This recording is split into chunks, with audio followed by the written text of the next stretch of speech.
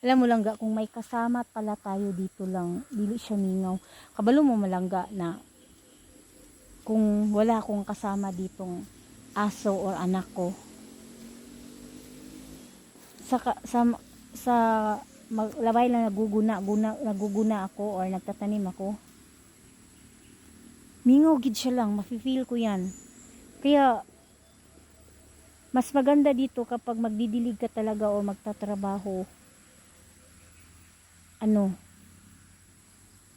umaga. Ayan, parang okay lang yan kasi umaga, di ba?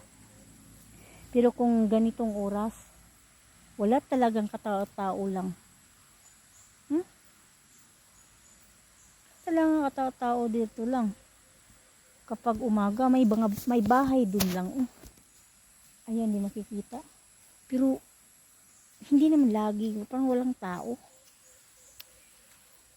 So, ako, malaki yung nagawa ko dito lang na paglilinis at